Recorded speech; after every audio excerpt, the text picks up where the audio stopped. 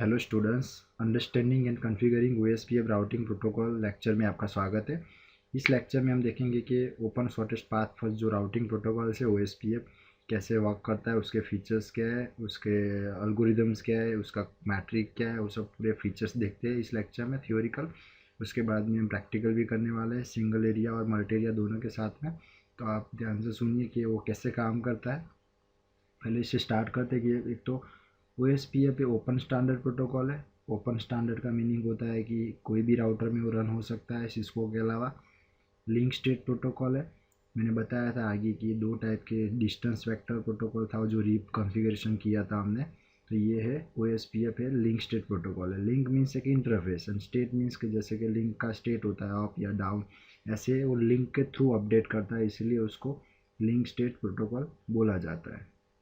OSPF जो है वो लार्ज नेटवर्क में ज़्यादातर यूज़ होता है बिकॉज के वो multiple unlimited hope count support कर सकता है, इसीलिए उसको लार्ज नेटवर्क में ज़्यादातर यूज़ किया जाता है।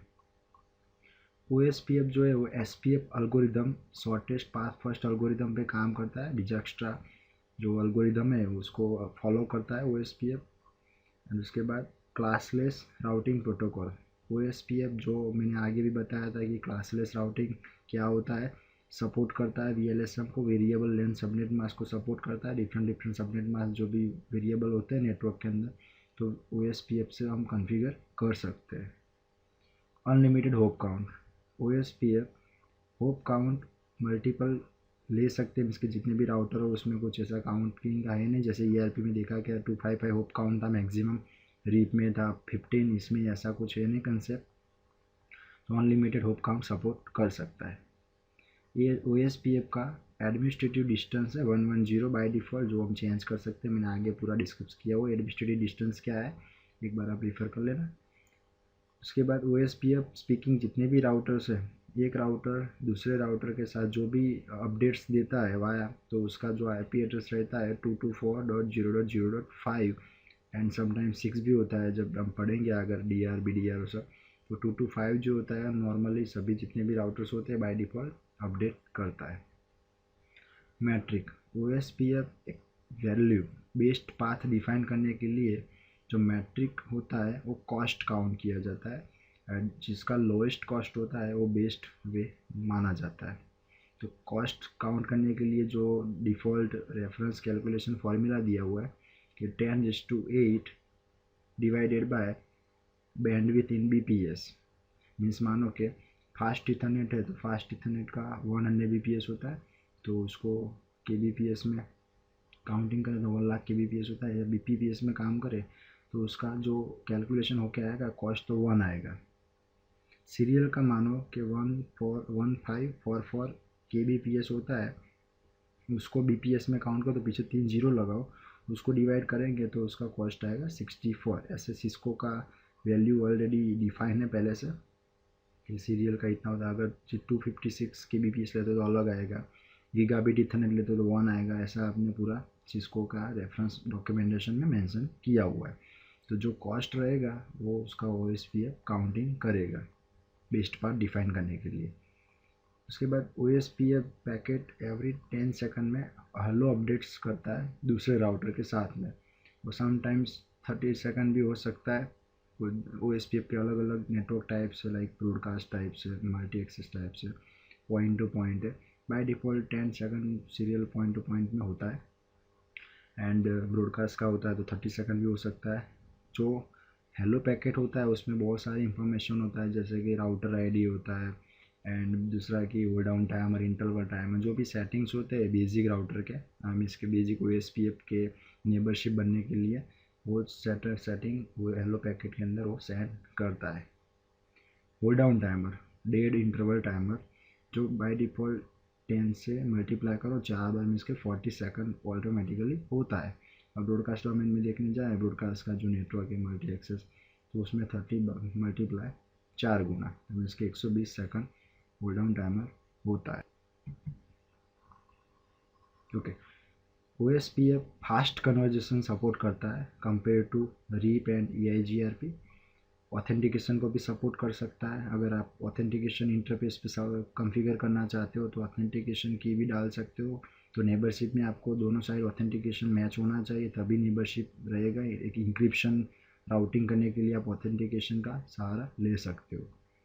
OSPF में 2 वर्जन है। वर्जन 2 जो है IPv4 के लिए कॉन्फ़िगर किया जाता है, वर्जन 3 जो है वो IPv6 के लिए कॉन्फ़िगर किया जाता है।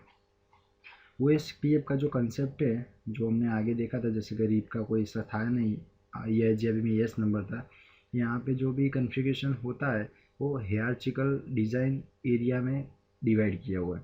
इसके एरिया वाइज होता है। एरिया क्या होता है कि नेटवर्क का एक ग्रुप होता है कि एरिया जीरो बैकबोन एरिया माना जाता है।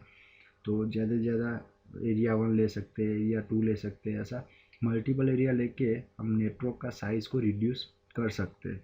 एक ही एरिया में सभी राउटर को ऐड कराएंगे तो उसका लार्ज साइज हो जाएगा और कॉम्प्लेक्सिटी हो जाता है, इसलिए मल्टीपल एरिया को डिवाइड कर सकते हैं। मैंने प्रैक्टिकल भी आपको बताने वाला हूँ, मल्टी एरिया प्रोटोकॉल कैसे कॉन्फ़िगर करते हैं, सिंगल एरिया कैसे कॉन्फ़िगर करते हैं। दूसरा एरिया OSPF के अंदर एक कंसेप्ट होता है राउटर आईडी। एक राउटर दूसरे राउटर को आइडेंटिटी नेबर राउटर को कैसे पहचानेगा, तो राउटर आईडी के थ्रू। वो राउटर आईडी का इलेक्शन होता है, मीन्स के सिलेक्शन कैसे करता है, तो फर्स्ट राउटर आईडी को हम कमांड से भी मैन्युअली कॉन्फ़िगर कर सकते हैं। राउटर आईडी कमांड वो 32 बिट वैल्यू का होता है, आईपी एड्रेस के जैसा ही होता है, 32 बिट डेसिमल। अगर आप राउटर आईडी कमांड से नहीं कॉन्फ़िगर करते हो तो ऑटोमेटिकली राउटर आईडी कैसे सिलेक्ट हो जाएगा, तो उसका स्टेप दिए हुए। तो वहाँ पे मानो कि आपने loop back interface and physical interface. Loop back interface एक लॉजिकल इंटरफेस होता है राउटर में, जो आप ऐड कर सकते हो, कभी भी डाउन नहीं होता, इसलिए उसको हम बनाते कभी कभी नेटवर्क ऐड करते हैं। तो दोनों कॉन्फ़िगर किया है तो पहला प्रायोरिटी रहेगा लूप बैक इंटरफेस का। अगर मानो कि आपने राउटर आईडी कमांड यूज़ नहीं किया है एंड लूप बैक इंटरफेस भी मानो कि लूप बैक इंटरफेस आपने यूज़ किया है, तो उसका जो हाईएस्ट आईपी एड्रेस होगा लूप बैक का, जो भी मानो कि 3 लूप बैक कॉन्फ़िगर किए तो हाईएस्ट आईपी एड्रेस होगा वो उसका राउटर आईडी बन जाएगा।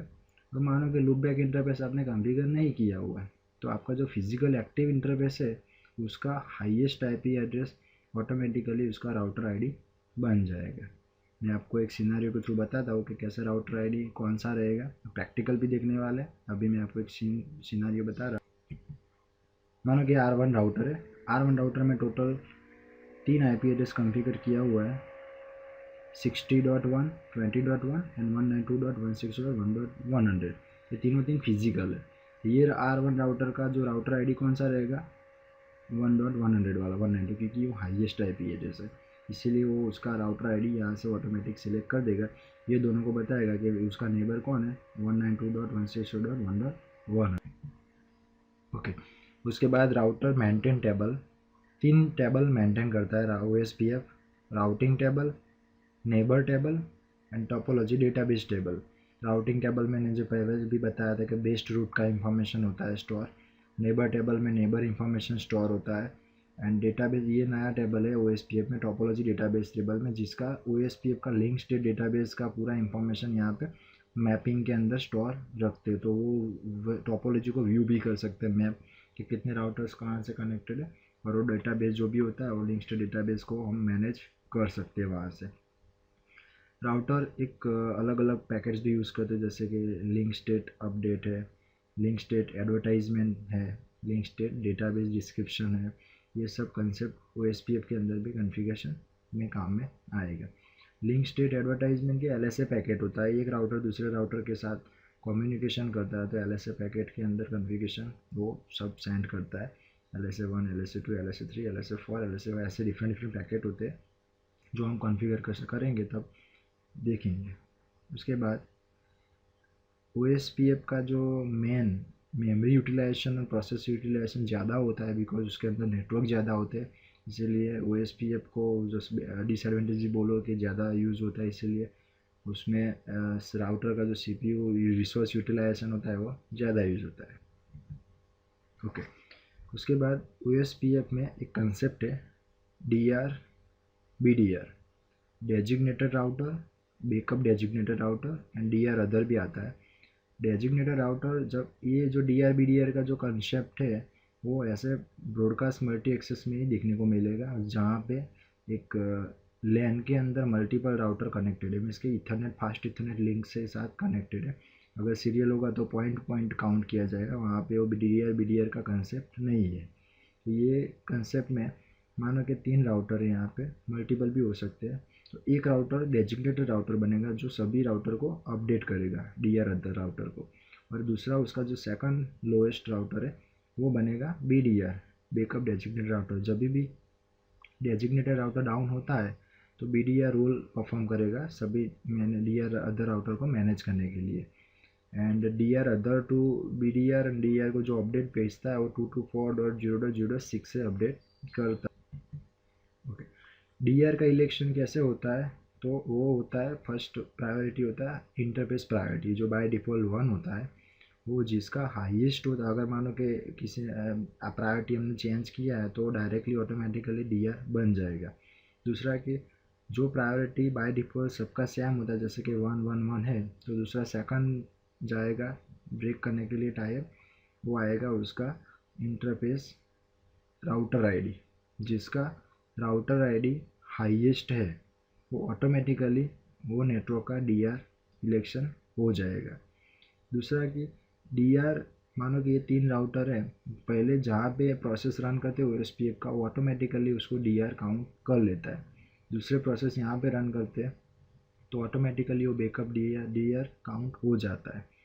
उसके बाद अगर हम रीलोड प्रोसेस करना चाहते हैं तो क्लियर IP OSPF प्रोसेस करके उसको रीलोड करेंगे, तब उसका जो सेटिंग किया है उसका इफेक्ट मिलेगा, वो भी हम प्रैक्टिकल में देखेंगे। तो DR BDR अदर का जो कंसेप्ट है वो बीच में स्विच या हब लेके आप देख सकते हो, तभी होगा वो broadcast multi access network count होता है। उसके बाद एक OSPF में कंसेप्ट आता है, जब मल्टी एरिया कॉन्फ़िगर करेंगे तो वहाँ पे आपको ऐसे एक एरिया मीन्स के एरिया जीरो जो करते हैं वो एरिया सिंगल एरिया होता है, वो बैकबोन से एक ही एरिया में कॉन्फ़िगर करते हैं। बट जब हम लेक्चर में देखेंगे प्रैक्टिकल में तो मल्टी एरिया वाइज OSPF ज़्यादातर यूज़ होता है। तो एक एरिया जीरो होता है, वो बैकबोन एरिया काउंट किया जाता है। उसके साथ जितने भी डिफरेंट एरिया हो, एक इंटरफेस तो उसके साथ कनेक्टेड होता ही है, इसीलिए उसको बैकबोन एरिया माना जाता है। Area zero and different area के बीच में जो राउटर कनेक्शन करवाता है वो राउटर को बोला जाता है एरिया बॉर्डर राउटर। तो ये एरिया बॉर्डर राउटर है और ये एरिया बॉर्डर राउटर दूसरा है। तो ये एरिया बॉर्डर राउटर का ये इंटरफेस एरिया जीरो के साथ कनेक्टेड है, ये इंटरफेस है एरिया 1 के साथ कनेक्टेड है, इसीलिए उसको ABR राउटर बोला जाएगा। एक आता है ASBR router, autonomous system border router. ये कब काम में आएगा, मानो कि यहाँ पे एक दूसरा नॉन OSPF राउटिंग प्रोटोकॉल है EIGRP example, different AS number. तो एरिया OSPF और EIGRP दोनों के बीच में अगर रीडिस्ट्रीब्यूट करवाएंगे तो यहाँ पे जो LSA का टाइप्स हो वो यहाँ पे आपको ASBR एज अ काउंट करके देगा कि ये राउटर ASBR है जो नॉन OSPF से कनेक्शन होता है। तो ये भी प्रैक्टिकल हम करने वाले हैं कि मल्टी एरिया OSPF कैसे कॉन्फ़िगर करते हैं। तो ये एरिया मीन्स के OSPF का पूरा फीचर्स था, कॉन्फ़िगरेशन था। एरिया मीन्स के OSPF कैसे काम करता है अभी हम डायरेक्टली प्रैक्टिकल देखते हैं। पहले सिंगल एरिया कैसे कॉन्फ़िगर करते हैं, उसके बाद मल्टी एरिया कॉन्फ़िगर कैसे करते हैं।